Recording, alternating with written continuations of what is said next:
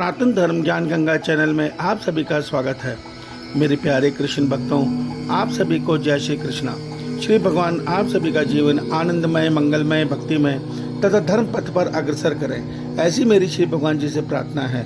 मेरे प्यारे कृष्ण भक्तों, सनातन धर्म ज्ञान गंगा चैनल के आज के वीडियो में हम लोग श्रीमद् भगवद गीता के अध्याय 4 के श्लोक 23 को भगवान श्री कृष्ण जी की कृपा से सरल रूप में समझने का प्रयास करते हैं। जय श्री कृष्णा।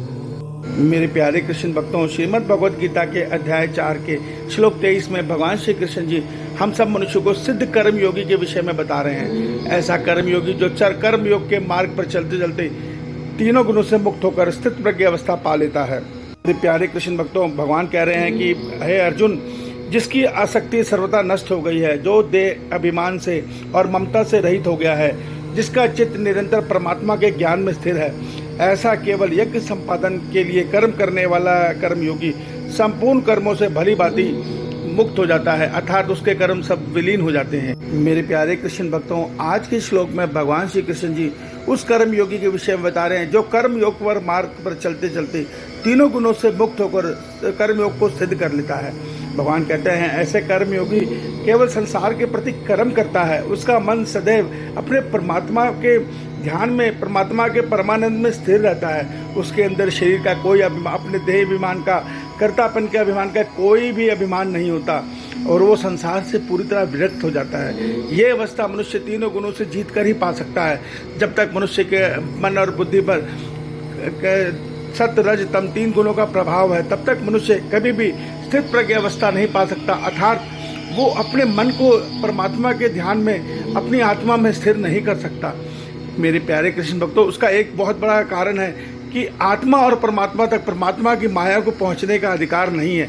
अर्थात जब तक मन, हमारे अंतःकरण अर्थात मन में तीनों गुणों का प्रभाव है, मनुष्य कभी भी अपने आत्मा में स्थिर नहीं हो सकता। इसलिए आज हम संसार के मनुष्य तीनों गुणों के अधीन होने के कारण ही आत्म साक्षात्कार अर्थात आत्म अनुभव अवस्था तक नहीं पहुंच पा रहे, जिसको स्थित प्रज्ञा अवस्था कहते हैं। ऐसी अवस्था तक 400-500 सालों में कोई एक बिरला ही पहुंचता है, नानक देव जी की तरह, सूरदास जी की तरह या महात्मा बुद्ध की तरह। मेरे प्यारे कृष्ण भक्तों, इस अवस्था तक कैसे पहुंच सकते हैं? भगवान श्री भगवद गीता में हम यही बता रहे हैं कि सर्वप्रथम एक संसारिक मनुष्य जब तक उसके मन में मोह का राज है, मोह के कारण मनुष्य का मन किसी के प्रति मोह में फंसा है और किसी के प्रति द्वेष में फंसा है, अर्थात नफरत में फंसा है, तो ऐसा मनुष्य कर्मयोगी कभी नहीं बन सकता। कर्मयोगी बनने के लिए मनुष्य को निष्काम, निस्वार्थ भावना होनी जरूरी है। वो तभी हो सकती है जब हम निष्पक्ष बन जाएं। निष्पक्ष बनने के लिए भगवान कहते हैं आपको शुरुआत करनी पड़ेगी निस्वार्थ भक्ति से। निष्काम भक्ति जब आप ईश्वर की करोगे तो आपके अंदर सात्विक गुण प्रबल होने लगेंगे, और वो सात्विक गुण जब मनुष्य में प्रबल हो जाते हैं तो ऐसा मनुष्य के अंदर निस्वार्थ भावना आने लग जाती है। मनुष्य को विवेक ज्ञान आना आरंभ हो जाता है, अर्थात ये सत्य पता लगने लगता है कि ये संसार मिथ्या है, केवल ईश्वर सत्य है। तो ऐसा मनुष्य निष्काम भाव में जन संसारित कर्म में लग जाता है, उसको बोलते हैं कर्मयोग का प्रारंभ। और इस प्रकार मनुष्य जब निष्काम कर्मयोग में कर्म करता है, परमात्मा का ध्यान करता है, निस्वार्थ भावना में, उस मनुष्य की भक्ति, कर्म और ध्यान का मकसद केवल एक होता है कि ये संसार मेरे ईश्वर का है, मुझे अपने शरीर से संसार की सेवा करनी है और अपने मन बुद्धि से सदैव अपने ईश्वर का निस्वार्थ भाव में चिंतन करना है, उनका प्रेम पाने के लिए।